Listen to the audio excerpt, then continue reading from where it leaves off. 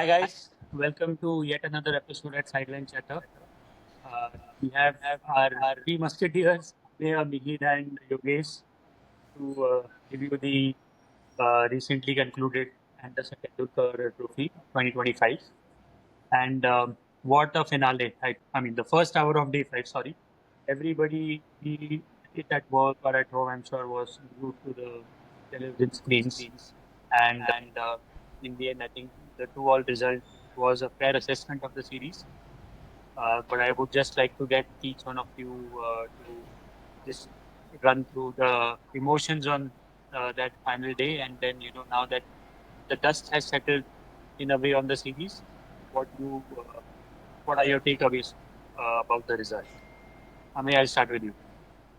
Well, I think it was a fair result. Like 2-all is what I actually thought India could have won this series with the bowling attack England had.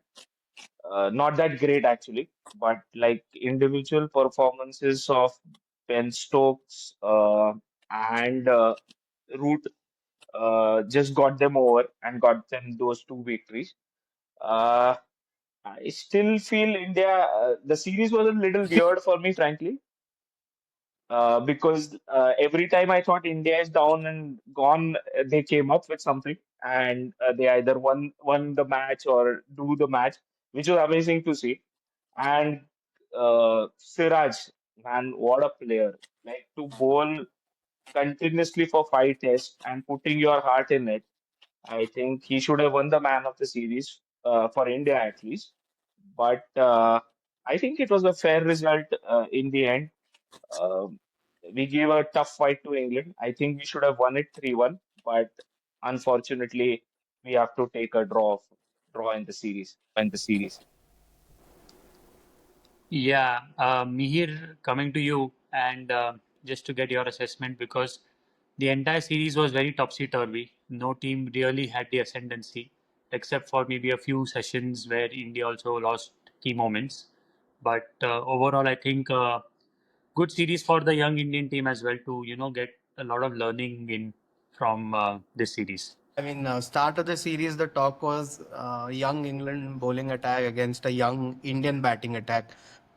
With the new captain, Shubman himself, a lot of people felt his place in the team was not sure with recent performances. I think fair result because both teams have made mistakes in this series. Great series to watch because it was quite competitive. It was all about the team that wins those little moments, half sessions. Both teams would feel they could have won it, but at the same time, we were not thinking the same when we were 2-1 down, and then at Manchester when we were 0 for 2 with a 300 plus lead. I mean, if you would have given them a 2-all at that time, they would have taken it with both hands, right? And even at the start of the series, even though I felt there's this opportunity, but you have to take into consideration, even if they are new bowlers on the England team, they still are bowlers who played on these particular grounds. So when we play a series in India, the way we see a player like Akshar Patel, creating an immediate impact is because they're very familiar with the conditions. So all that into perspective, start of the series, I would have probably taken a 2-2. Knowing Bumrah is not going to play 5 tests, knowing it's a very inexperienced batting lineup, knowing a lot of players in our team are touring England for the first time. So I think it was a great series, fair result, and yet I think most people feel that way. I've been seeing some reactions, and but at the same time, both teams would feel they left something on the table. Right, right. Yeah, I agree. I mean, both teams would have, sort of left with the feeling of wanting more. But Yeah, like in you fact, pointed just to out, point out, this series had the most dropped catches also. 41 catches were dropped in this series. yeah, yeah, for a series that had a lot of records. I mean, I Yeah. think most runs scored in a five test series in the history of test matches. And like what you said, Mihir, when the Indian batting lineup was, the squad was announced, except for KL Rahul, I think the other guys had as much experience. And Pant, yes. So Rahul and Pant were like the senior pros for the batting lineup, and only Bumrah from the bowling and Siraj. But Yogesh, to get your views on the entire series, after everything that panned out, from the disappointment at Lords to the great escape at Manchester, and finally redemption in a way in at the Oval. I think in the end it felt like more like an India win, though the series was 2-all. Yeah.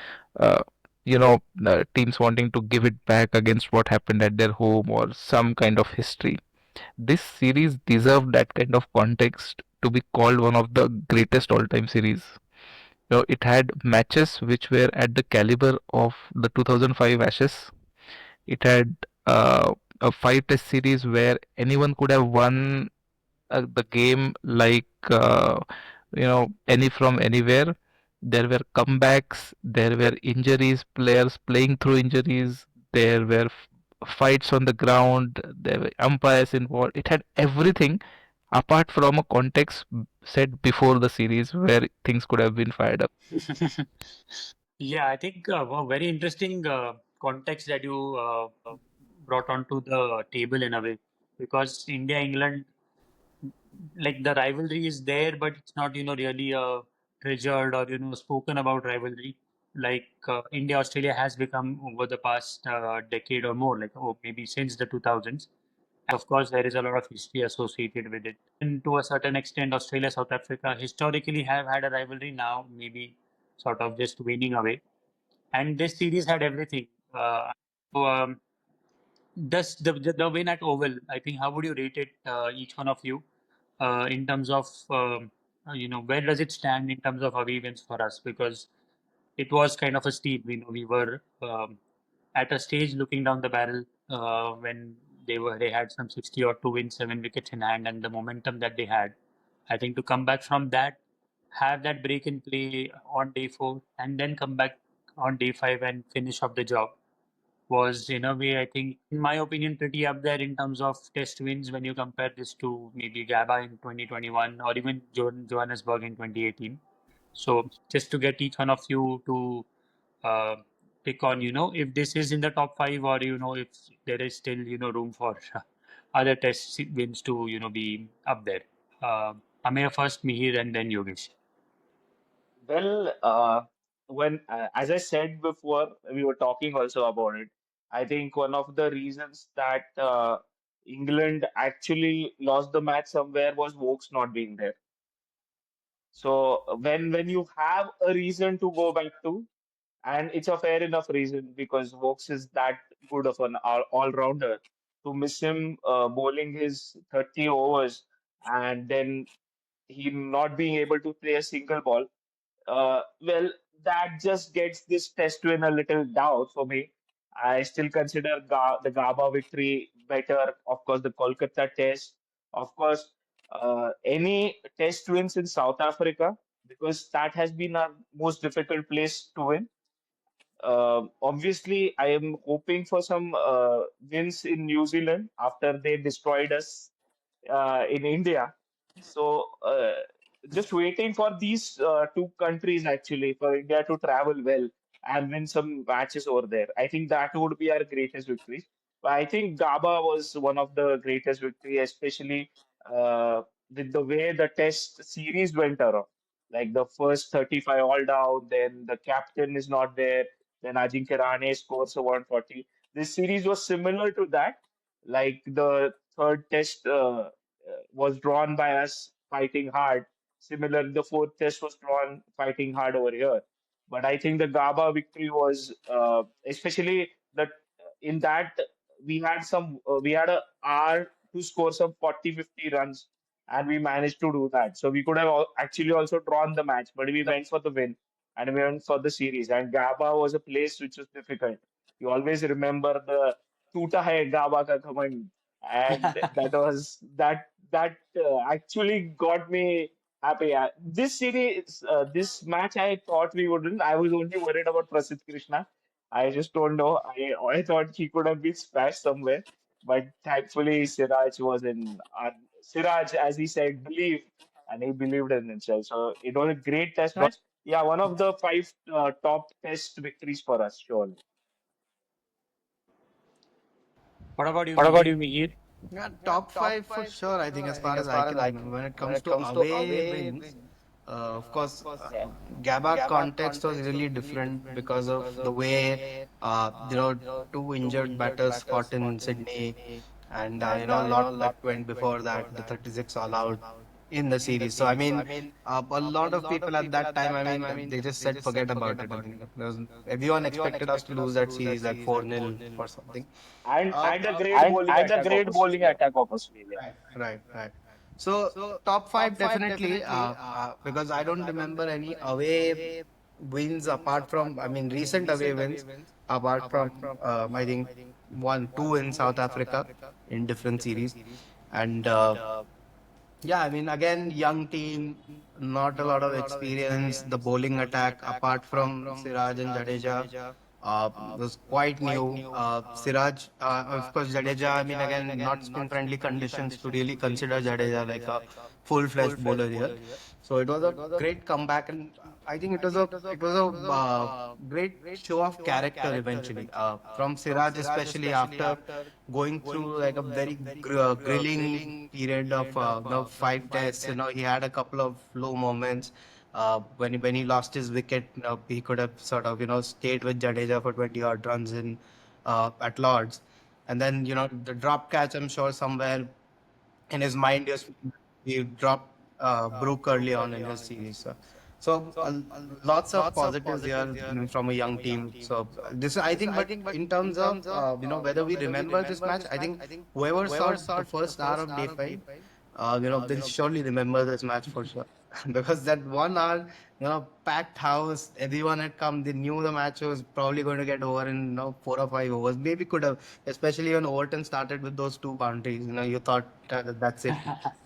Yeah, this is so 35 wickets. You got the last 6 wickets for I think what 50 odd runs or something.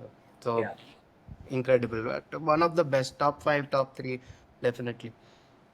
I think there is something rhythmic or sweet about 60, the number 60, and India in England because I mean we had about 60 minutes to wrap up either way for this test. Right. Yogesh, what about you? Does this rank in the top five? Is this one of the best? Best. Top five, definitely. Definitely in Senna, as far as I remember. Gabba definitely way above this because of the context and how we were set up. Uh, the Johannesburg one and the Headingley 2002. No one gave us any chance in terms of surviving that day one at Headingley. That is where it was set up. So winning by that huge margin at Headingley in 2002 was definitely a big win. But in terms of the kind of, if you look at a movie, you want a masala movie, you want a movie where everything happens in that 3 hours. So everything happened in these 5 days, whatever you expected. So in terms of the sheer quality of blockbuster performances that this test gave, this was a remarkable test match and a remarkable series for that matter as well. And we're talking about, we're not giving up when they were cruising at some 200 for three. We're forgetting the one fact that even in the first innings, we still made a good comeback. They were still 100, 150 for one, and to get them out for 250 odd in that first innings was a remarkable comeback because we were down and out without Bumrah. Balls were not playing. We had practically three new fast bowlers apart from Siraj, and nothing was happening for us. And it was like they're taking the game away, like the last match. It was all set up for another 500 odd runs from them, and we could have just gone down the drain. But to come back from there, we did pretty well, really, really well. Yeah. Honestly, even I was very circumspect and in a way scared. That England is going to run away with it in the first innings itself, and at one point it felt like this is it's going towards an innings defeat or something. But so because you mentioned about Bumrah, and I was going to come to that topic. Um, there has been a lot of talk about workload, injury management with Bumrah, and when you have characters like Siraj in the team who are giving their 100%, putting the body on the line, recovering through, I mean, for sure, even though he's not injured, or his bowling action doesn't carry any you know stress points. Bowling so many overs, so maybe 186 overs is what he bowled through the course of this five test series, is definitely going to take a toll on your body, come what may.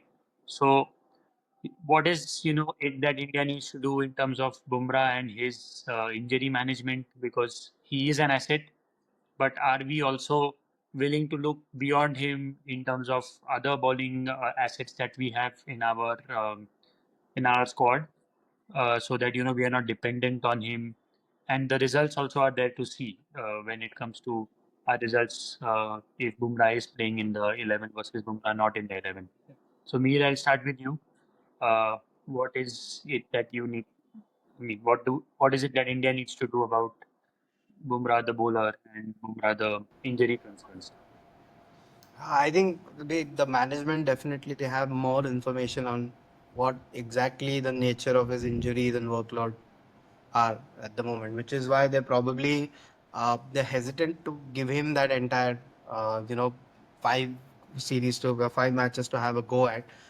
With Bumrah, we definitely need to look beyond him because in various captains, I have seen the tendency in Test cricket or whenever he plays to overuse him because he is so good as a captain. You always feel he's going to give you something. So even in the seventh over or sixth over of his spell, he can make the ball talk.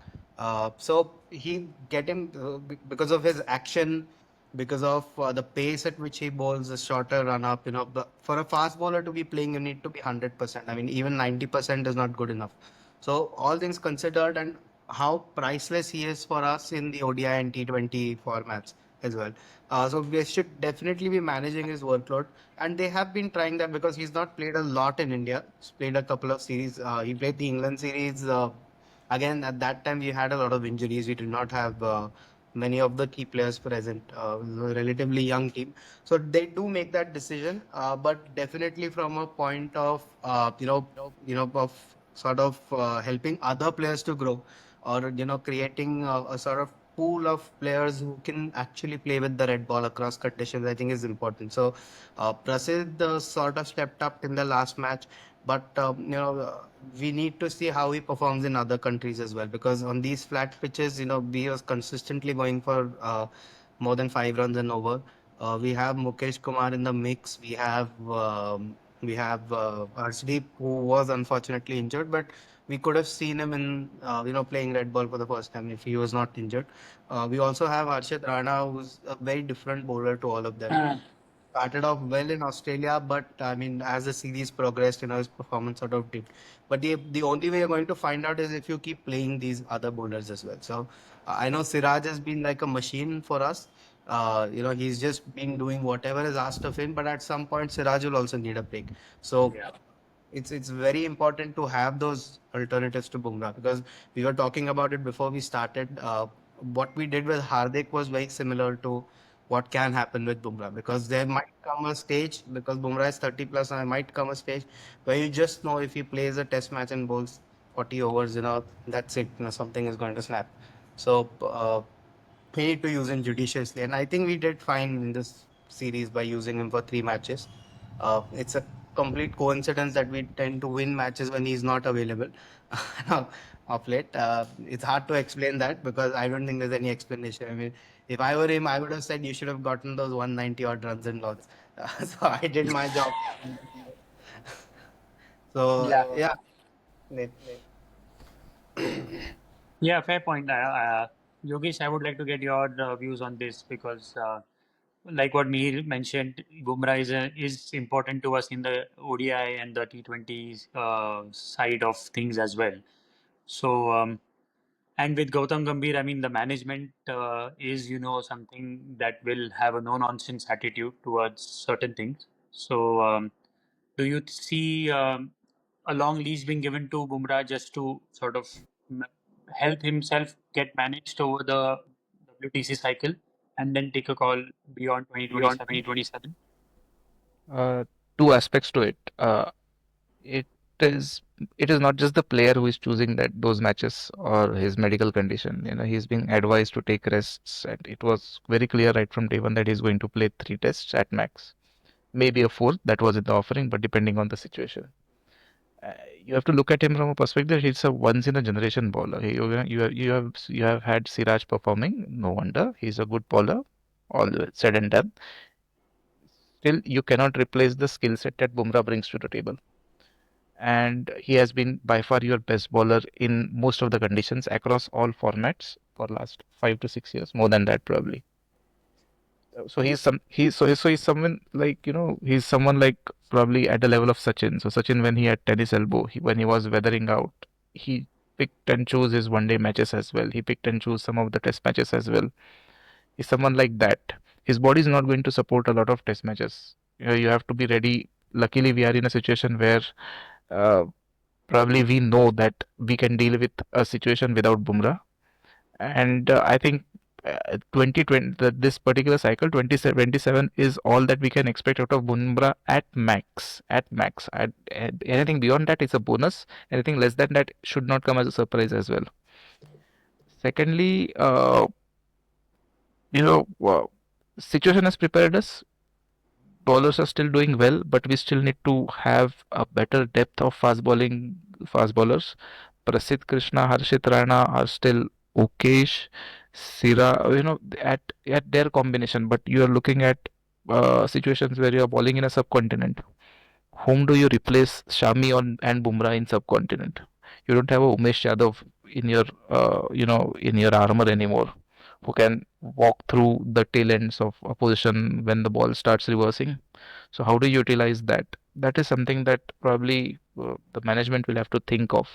I don't think Bumrah is being given a long leash. It is just that he plays all of the IPL because of the commercial reasons, and the commercial reasons not just from Bumrah's perspective but from IPL's perspective as well. Bumrah, the money is as important to Bumrah as Bumrah is important to IPL. If he doesn't play, it's a loss for IPL as well, and BCCI knows that very well. So, and bowling 4 overs in 3 days is a lot different as compared to 15 overs in a day. So the workload and everything is completely different. So everyone knows the situation. Luckily, we don't play a big five-match series for next 18 months or so. So he can pick and choose. He can pick the series or the medical. Basically, the team can pick the series that he's going to be. Either he's part of the full series or he won't be part of full series because it will be 2 or 3 test match series. So I think that problem is more than taken care of for next 18 months, where his fitness will decide most of the things. But we should be ready for a scenario where he's not part of the test squad because of the medical condition and not because he picks and chooses the matches. That I don't think that's going to be the scenario. Yeah, fair point in terms of his medical issues, and like you said, Bumrah is essential for all formats that he plays in. It's like India not participating in the Asia Cup because of commercial reasons. So the same way, Bumrah not playing the IPL is like a no-no. Ameya, what is your say on this, the entire Uh, Bumrah situation? I absolutely agree with what Yogesh said right now. Uh, Bumrah, I think this is his last WTC calendar that he'll play. I don't think he'll be going to Australia or England. If he goes, it will be amazing because he's that kind of a bowler. The worrying thing for me is that at about 5, 6 years ago, we had a good pool of fast bowlers who were getting regular time to play because Bumrah was the spearhead, and then we had two bowlers who could bowl. And thankfully, Siraj came up from that only. But right now, if Siraj is at the spearhead and he's good enough, I absolutely could say that after his performances in this series. But I really don't know who will be that workhorse who will be bowling about 20, 25 overs with Siraj and who can get us wickets. if it is not Bumrah. Because yeah, Prasid got 4 wickets in this match, but the economy which he goes in his overs like 5, 6, it's a big problem for us. In India, it won't be much of a problem when we play in India because spinners will dominate. We'll have our spinners coming after like 10 overs to bowl. So 5 overs from uh, 5 overs from Siraj and 5 overs from maybe you can play Shardul Thakur also. It doesn't matter because then we'll be depending upon our spinners. But the point is that the fast bowler, the second and third fast bowler, if it is not Bumrah, then who will we play in Test series, especially in the Sena Nations? I really don't know. I was looking forward to see Arshdeep play, but unfortunately he got injured. But if it is not Bumrah and Siraj, and if it's only Siraj, then I really don't know who are the two bowlers we'll be going for in this WTC calendar. So maybe play Bumrah for the away series and maybe in India rest him. But he's good enough on Indian pitches also. So it's a big dilemma for the management also. But I think Gambhir has gone today to say that everybody in the team will be treated in the same way and things like that. Hmm. So I don't think he'll be giving, at least till the time Gambhir is there, I don't think Bumrah is going to get a leash. He plays a test series or he doesn't play a test series. It's simple for him. Yeah, and I think in terms of our bowling performances in England, I think it will be very unfair to just judge them on this series because even the English bowlers got thrashed. The kind of wickets that were made, I think everybody went for runs. So maybe judging a Prasid just on the basis of this could be too premature. But like you said, we still have some. I mean, he's. I hope he comes back from his injury, I and hope that. yeah. I mean, especially in India and then probably in New Zealand as well. I mean, he is one of our assets in India. For reverse swing, you need someone like him. Yeah, So absolutely. yeah, Yeah, I just one query, from what Ameya said right now, and I could just correlate some of the things that happened. Stokes was not part of this. He was not part of the fifth test. He was injured. He was still there with the England squad. I don't know why Bumrah was not there with yeah, the Indian yeah, squad. There was something that happened, I believe. I don't know, but because of yeah. which That it was is yeah. That was it that is was something that is strange also because going generally to. everyone is part of the touring squad, but he had left the squad at the end of fourth test when it was clear that he's not going to play, and then Gambhir giving such statements. So there's something probably not right. Uh, just a speculation. Yeah, probably there is some injury that he picked up in the Test series that we still are not aware of. Because even in Australia, he sort of just you know went off in the middle of a game, and maybe it's something that is more severe than is being let out in the media because of the speculation again. So let's I think wait and watch because he's definitely not playing the Asia Cup. I mean that has been announced, so could be a rehab sort of a situation for him. Coming to my next question, and this was something that was on everybody's mind when the series started because we had a new captain, a new team under a new leader, and we've seen, I think personally at least, I've seen Shubman Gill's captaincy grow over the series.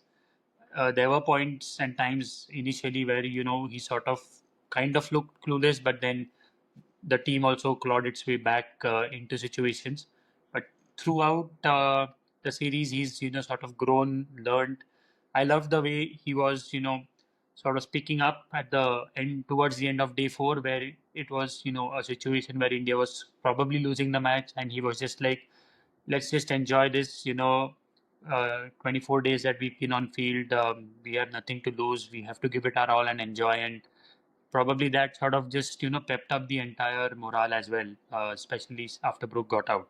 So how do you rate Gill, the captain, from Test 1 to Test 5? And how do you see him going ahead? Because there has been some sort of a character that has now is being built in the team. So start with you, Mihir.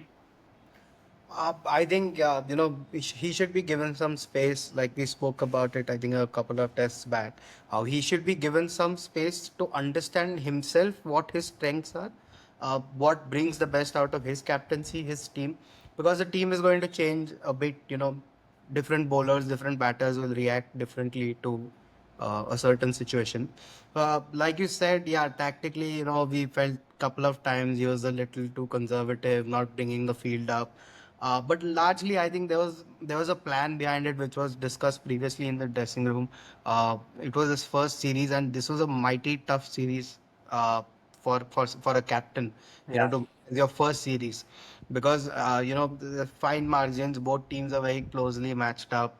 And making the right tactical calls was very important, especially things like when to play Bumrah, especially who should be given the newer ball and everything. Because we always, at every point of time, we had one pacer who was inexperienced. I'm sure Reddy was in their plan A, but Reddy then got injured.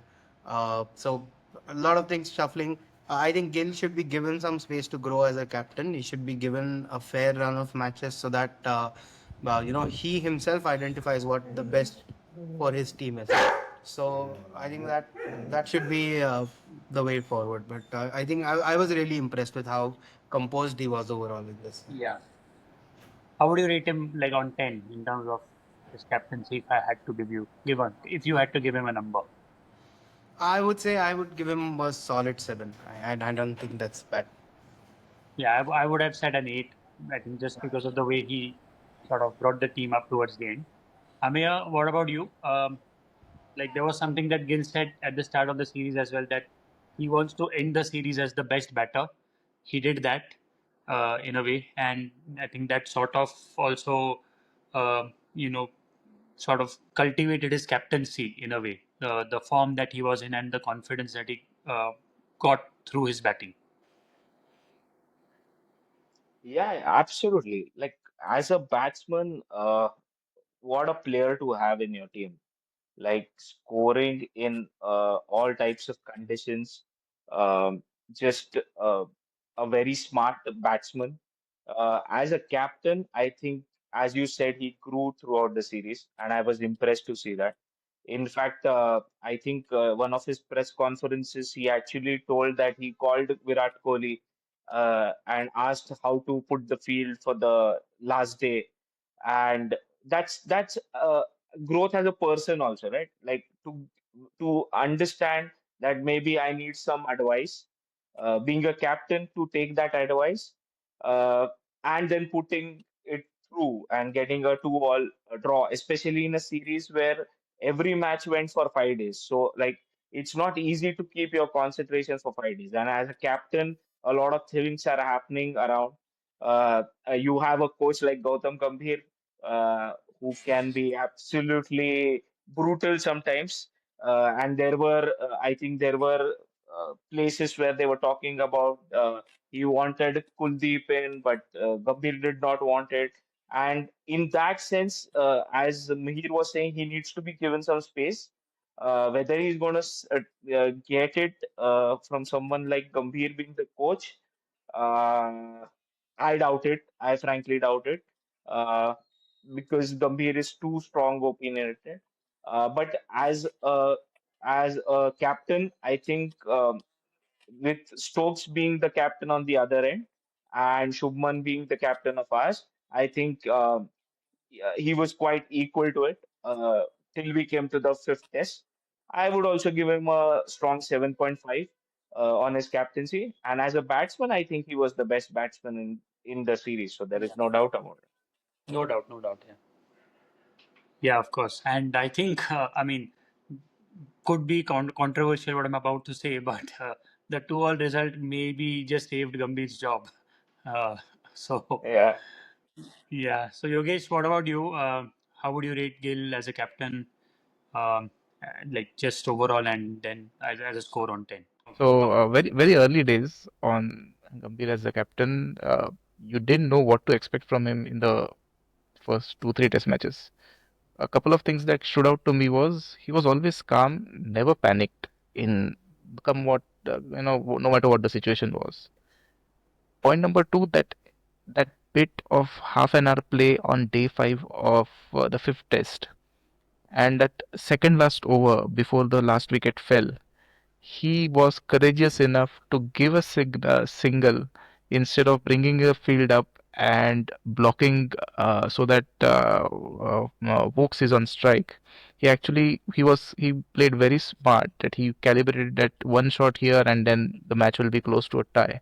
So he kept the field out, let him have a single, had the confidence in his bowler that okay, no problem, we'll get the other guy out, let Vokes remain on non-strike, but we are not going to risk a big shot here. That, to have those guts to take a call at that point of time, to have that confidence in his bowlers, that definitely showed character. There was not a moment in Test series when we felt that things are out of his control.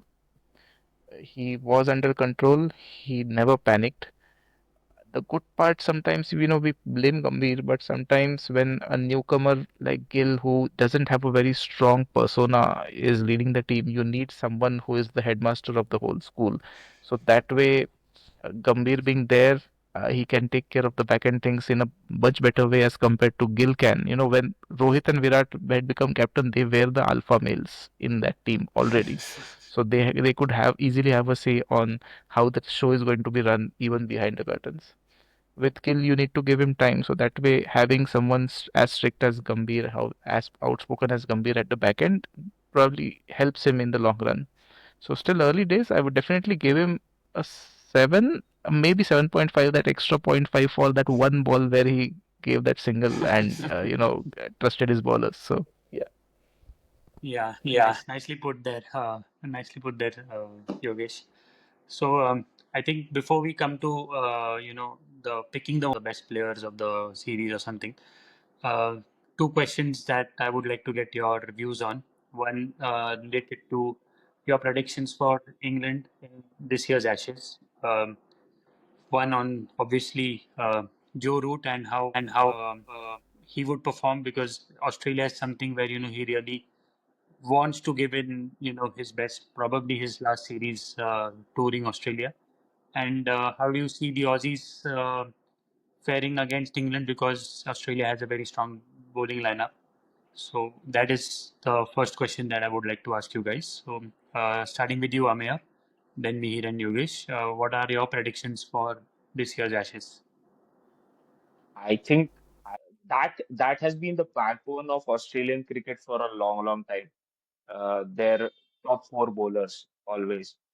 And then you have someone like Scott Boland, who is just what is the deal with that guy? I just don't know. But he comes and he just picks up wickets. Like it's crazy. And I think Lion, you can see that is the amazing part of Australia. Even when they play in England, even if they play in South Africa, they'll keep on playing Lion. They put complete faith in their spinners, which at one point of time India had some great spinners, but we can't still put our faith in a good spinner to play in Sena Nations. But Australia, in that sense, have the most amazing bowling attack. Stark is just improving year and year. It's just amazing to see. Hazelwood is a complete replacement of Magra. So with the way England played this series, India did not have the best of bowlers, but when England is going to face Australia, it's going to be difficult for him. But like Flintoff stood up in 2005 series, I'm hoping Stokes to do the same and give us a great series there.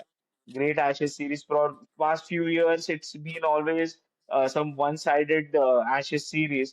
But after like 2005, I expect like uh, it's if they get the baseball right, and if the way they played this series also at one point of them, they were defending and they were playing proper test cricket. If they are able to do that, and the route will be very important for that, I think it would be an interesting series. But like two, three of their senior players would have to take up the mantle. Honestly, I'd be really surprised if they win one match in Australia. I'd be even more surprised if they win more than one match. I mean, the reasoning behind that is, firstly, see, Australian batting has sort of struggled of late, but I mean, they've gotten Webster there, they have Green back, they're managing to Yeah. play both of them. They bat deep, they've got Alex Carey down the order, Stark can bat. So the batting is pretty deep.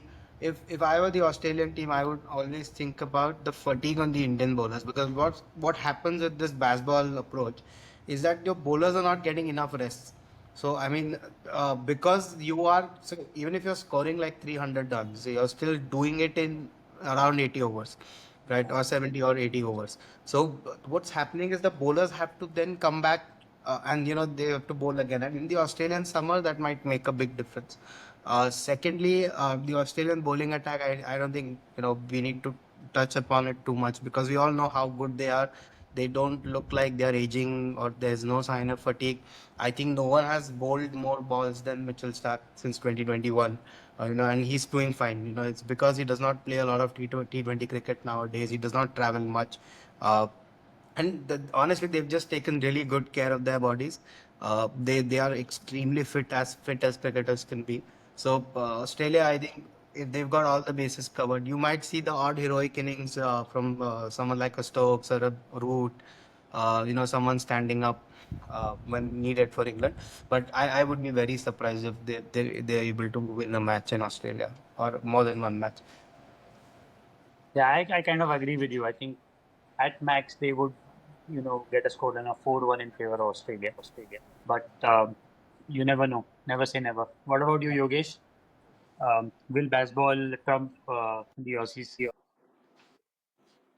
I I think this is one series where England will probably come up against Australia very well. One reason being Australia is a aging side. Even though Mihir said that they are fit, Smith's not been clearly himself in last couple of years. Labuschagne is out of their grid. Khwaja is running out of tank. Brighton, he might not even play the series and retire before that. Uh, and Qantas has, he's faced actual reality in the West Indies, where his chinks in his armor have been exposed. Now you look at the bowling attack. You have Stark, 35 plus. You are Nathan Lyon, 35 plus. Lot to prove for Lyon. He is singing like anything after being dropped in that last test against West Indies. But it is still a fatigue, still an aging side, and these are landmark series which actually push the envelope in terms of the transition in teams. So somehow I just get a gut feeling that something like that will happen with Australia. However, the same Australia in 2008 with aging Vaughan, Magra, Hayden, Langer, they thrashed England 5-0 because they were stinging from that 2005. So same people, five, six people aging, getting out of the system, but it thrashed before getting out. So that's one way to look at it.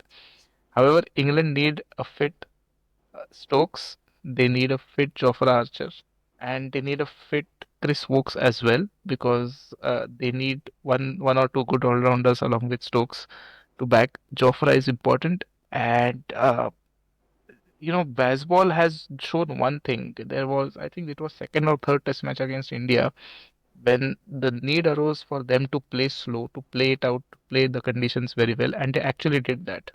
So it was not one-dimensional. I don't know what happened to them on that fifth morning of the fifth test, but it was not one dimensional from baseball all along in this particular case, in this series. So they have something else up their sleeve as well. And I just get a feeling that this, more than Root, it will be Root and Brook. They will be both of them along with Stokes and Archer.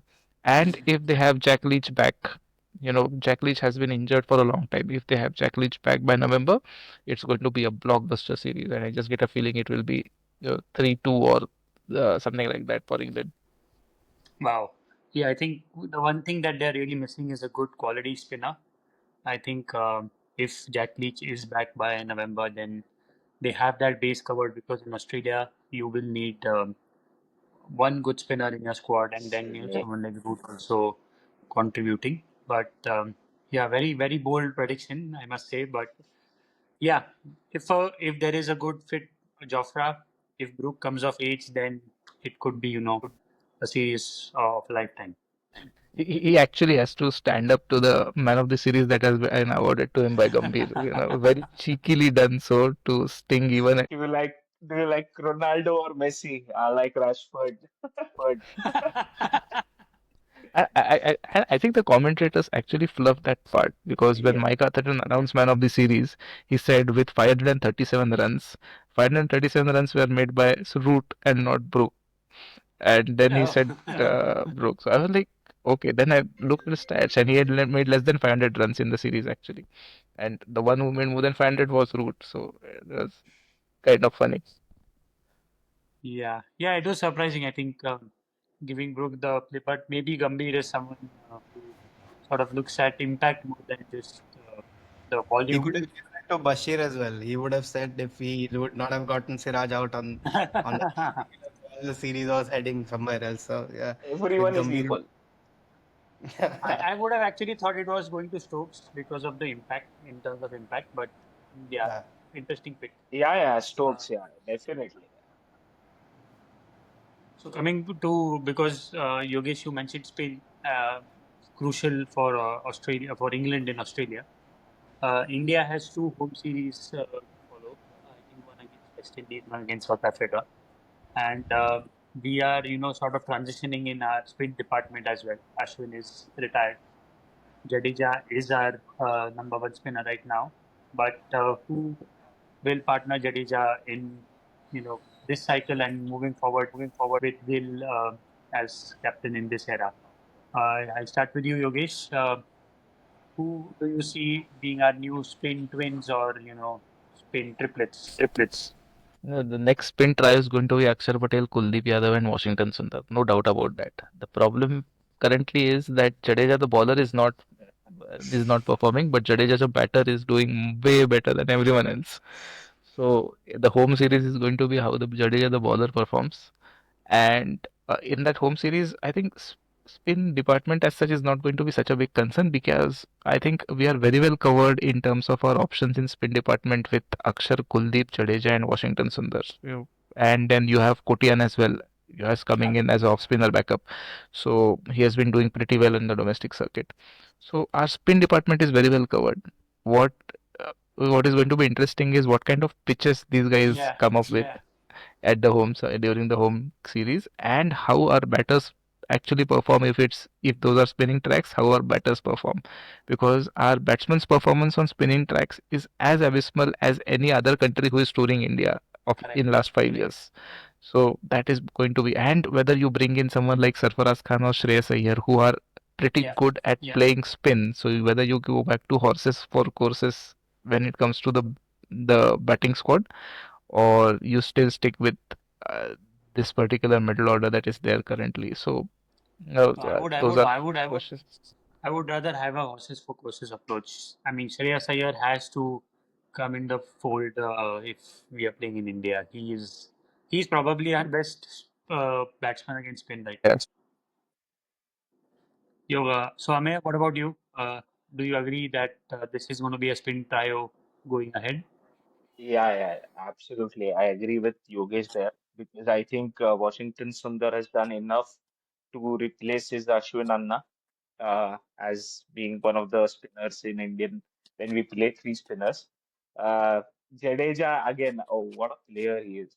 Like after Sanjay Manjrekar said those things about him, he's never looked back. Then he's just proving him wrong and wrong and wrong, and that's the amazing thing about it. Because shutting up Sanjay Manjrekar is one of the best things Sir Jadeja has done. And but what I think this series really like we had always heard about how Jadeja was good as a batsman. He had scored some triple centuries in first class cricket in it. But this series he really showed what kind of a great batsman he is, and what a great player. Like what happened in the fourth test uh, when they were going for the centuries, and then he came. Then I think Stokes came up to him and wanted to shake his hand, but he was like it did not affect him. He kept on smashing Brook there, and it's fair, absolutely fair. If you want to bowl Yeah, him, then he's gonna be smashed. So he did not even think about what is going on. He did not let it affect him, and that's why he's been a great player for India. Like he has been in a lot of final losses, semi-final losses, but he keeps on coming back and he keeps on performing for India. Of course, he's one of the greatest fielders India had. So keeping him out of the Indian Test cricket team is going to be difficult. But again, in India, you will be able to play maybe better batsmen than him. So maybe these three spinners will play.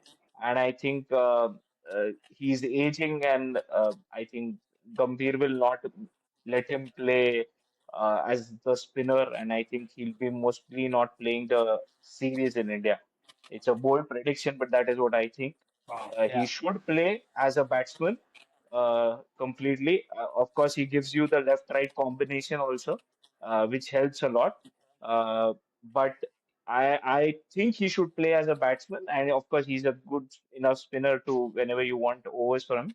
But then we can play four spinners also and a fast bowler. We don't know in India if they decide to play on the spinning tracks, that can also happen. So yeah, Yeah. so I think, but Aksar, Kuldeep, and Washington is the future, at least for this Test Yeah. series, WTC cycle. Okay. Bold prediction there about keeping Jadeja out because I think I would just play him if I was in the management. Play him as a bowler as well because of just the accuracy that he provides on Indian tracks and the natural variations that he has. Mihir, what about you? Yeah, he's just getting better with age. That is so. The next year or 2 years, I don't think there's any reason for him to be dropped from the team or to be rested. He's a different bowler in Indian conditions because he turns it at pace, and in very few bowlers can turn it at 90 clicks as well. So when that happens, it just puts so much doubt in the batter's mind, and then they'll get out LBW or bowl to a straight one, nick something to short leg, something like that. So Jadeja definitely. I think life is very unfair for Washington because there's no way both of them can play in the team, even though they should be. Akshar Patel has been the go-to man for us in India. He's not done badly at all. He's done well with the bat, with the ball.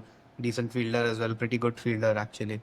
So yeah, I mean, I want to see Kuldeep play every match because and he's so exciting to watch. Yeah, When Kuldeep is bowling, you want to watch because Yeah. anything can happen. He's done it on pitches outside India as well.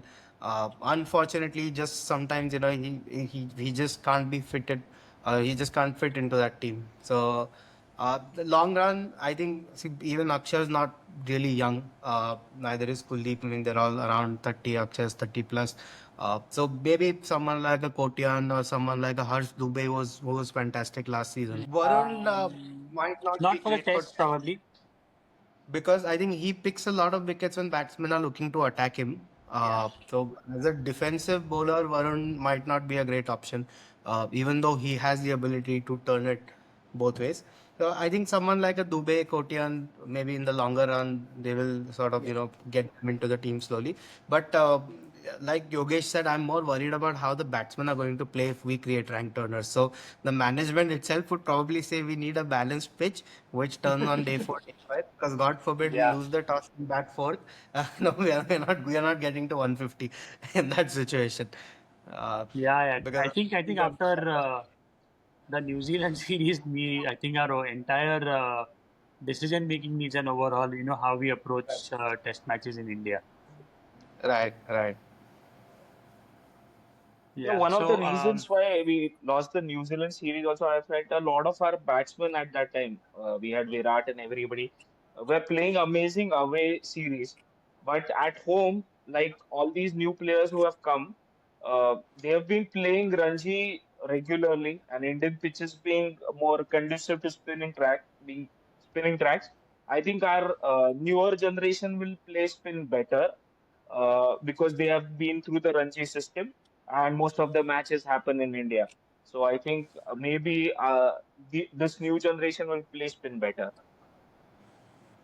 Yeah, and I think like what you said is right. I think that is also the reason why probably the entire management has sort of made it mandatory to have good game time in the Ranji season or the Duleep Trophy, whatever it may be, just to get yourself used to conditions, just like you do when you travel abroad.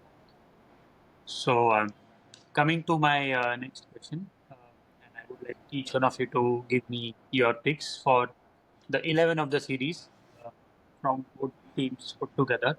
Who is your top 11 if you had to make a team, the best team for the series in a way? I'll start with you, Mihir. So I think Rahul is is my opener. He would open probably with Yashasvi. Duckett has been fine, but I think Yashasvi played slightly better. Also, in the last test, third innings when we really needed it, scored 100 then, so that is special.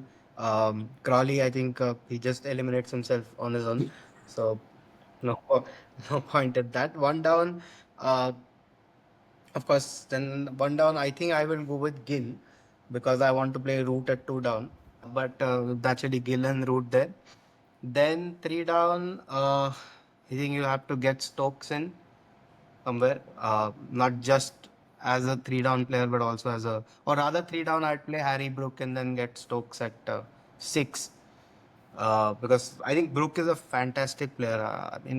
Not really likable as a character, maybe, but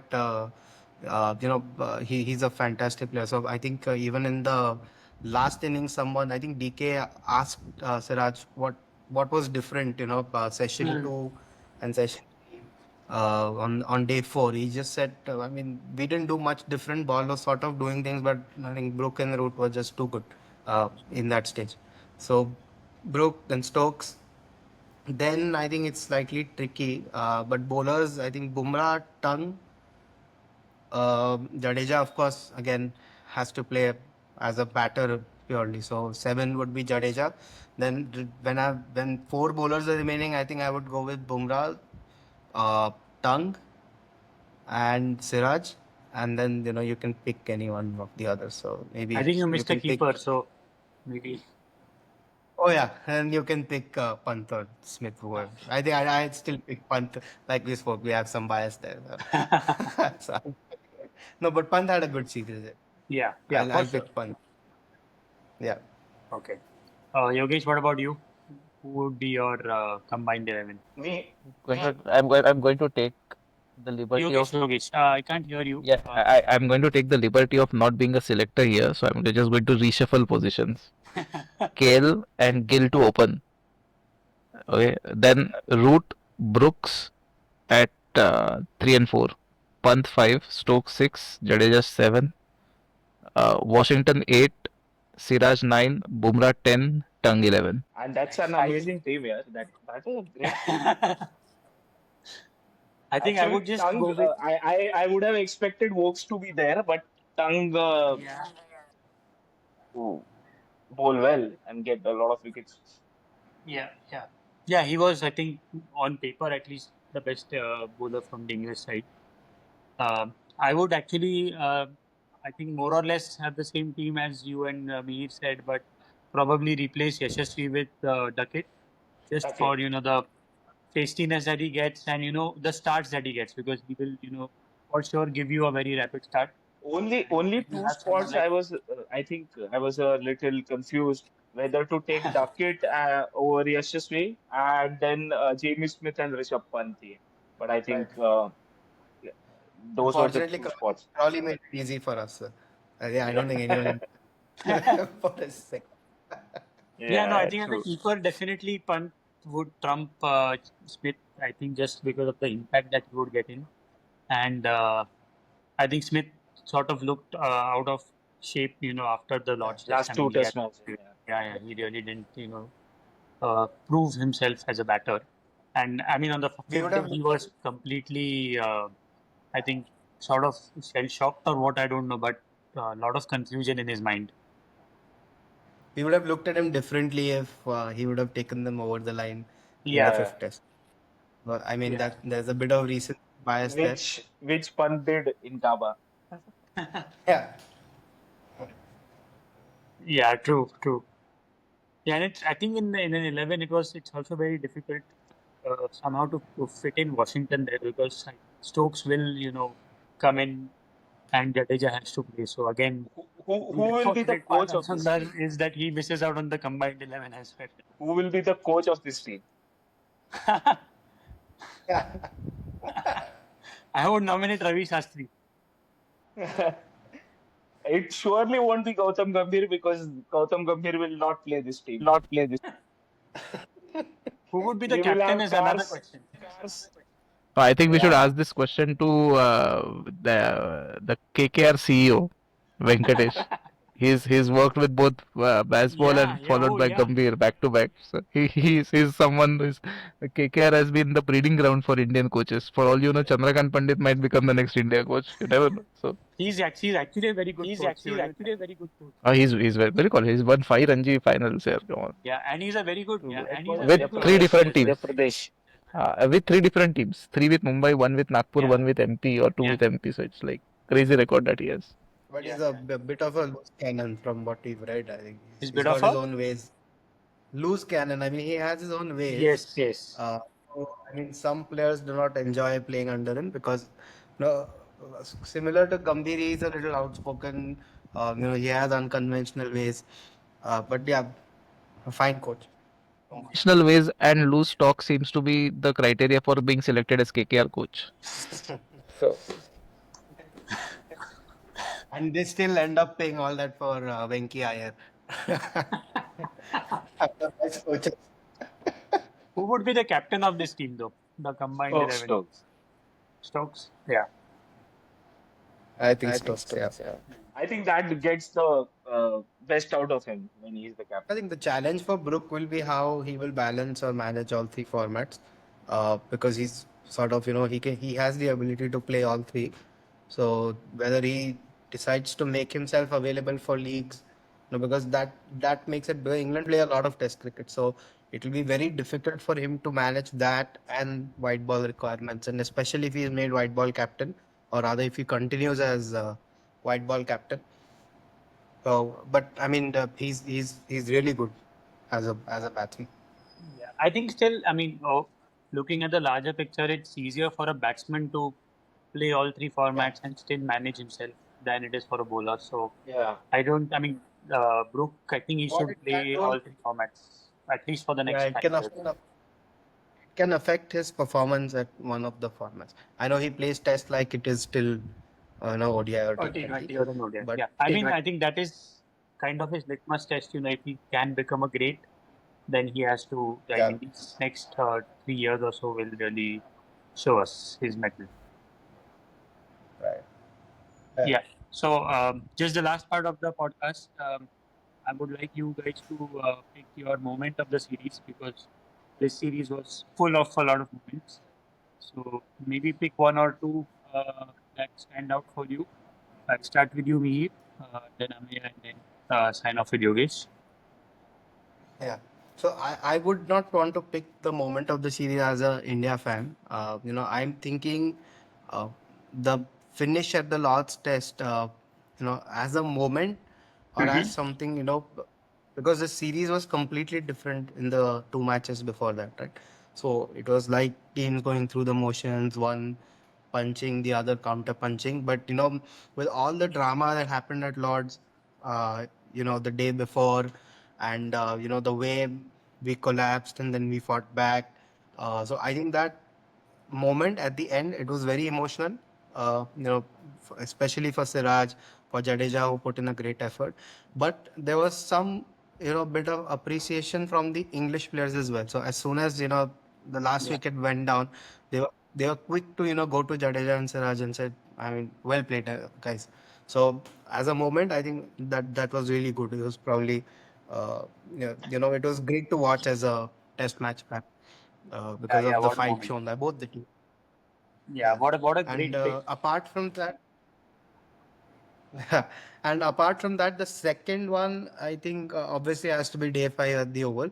Because people have been watching this for the last couple of, or I don't know, 1.5, 2 months, and it was all building up to something. something really special because there was excitement. People came in for that 1 hour. Everyone was glued, to a test match start.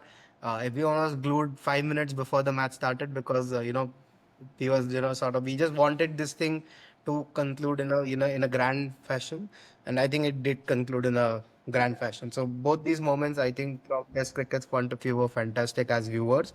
Uh, and yeah, in great scenes.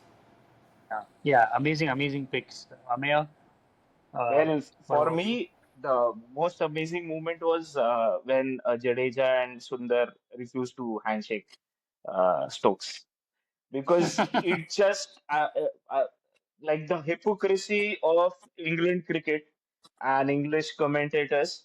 Uh, was like completely exposed there. They keep on saying like we were in well in our rights to refuse, and I frankly wanted India to keep on continuing playing and Brook bowling and Jadeja getting a 150, Washington Sundar getting a 150, because that is we deserved it. Okay, so after like being 0 for 2 to fight it out and then draw the series, actually drawing that match and playing that well on the fifth day, whether it be KL Rahul and Shubman Gill's partnership, or Washi and Jadeja's partnership, and then Stokes being English players being and Stokes being as if they own the world cricket, coming in asking for a handshake and we refusing it. That was amazing. That was fantastic to see, and it was good that there was a person like Jadeja over there who's gone through all these motions for a long, long time, and who could handle it very sensibly. But that was amazing to see. That was the moment for me, and actually I think that got under the skin of Stokes, and that's why that might be one of the reasons why he didn't play the fifth test, because it was just got him mentally uh, like he went crazy mentally, that how can somebody do this to me?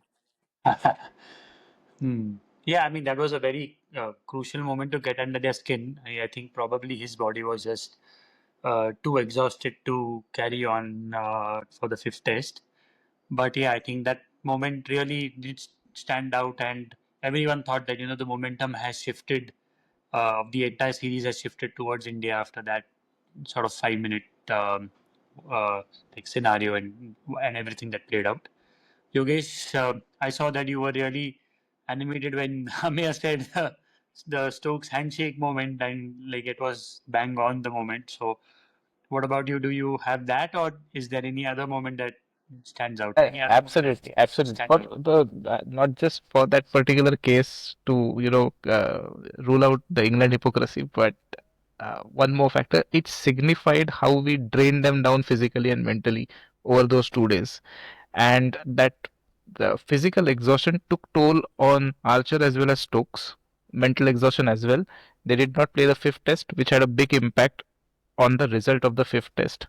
So that moment actually was some kind of a, what you can say, a poetic representation of the tenacity that the Indian team showed, and that is where mentally we showed that we can be a lot more stronger and grittier than everyone thought, and we can come out of this. So that is probably one way of looking at it, and that is why that definitely was the moment where we got over them big time. Yeah, yeah, definitely. I think that was very well put. Also, in terms of how it panned out for India.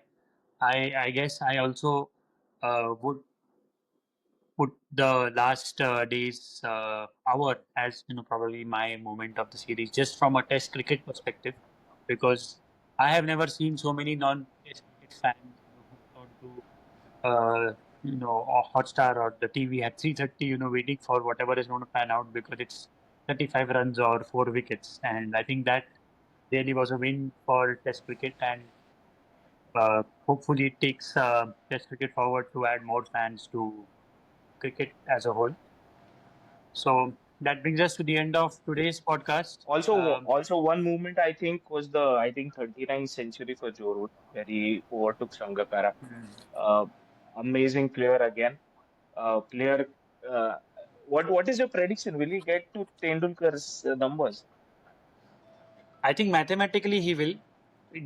I think if he has a very bad series in Australia, that is the only thing that will deter him from not getting there.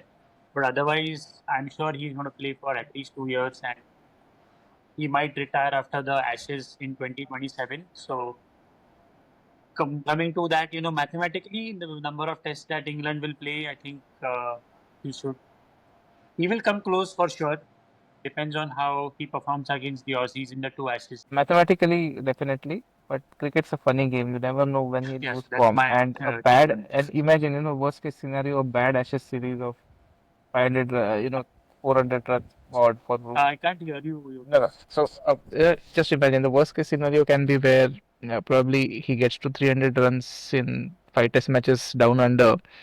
England lose the series, and he might just zone out of his will to play Test cricket altogether. So you never know. Cricket's a very funny game, but Joe Root seems to tide over most of the uncertainties. So he Yeah. has that uncanny ability to Yeah. keep on performing on and on and on, irrespective of what happens around him. So all the best to him. Yeah. Yeah, I think one of my friends said that he's just collecting runs in an unassuming way. So, it just he just keeps on collecting them. So, yeah, maybe records are meant to be broken, and Joe Root is the one destined for it. Anyway, pardon? And in few years, Shubman.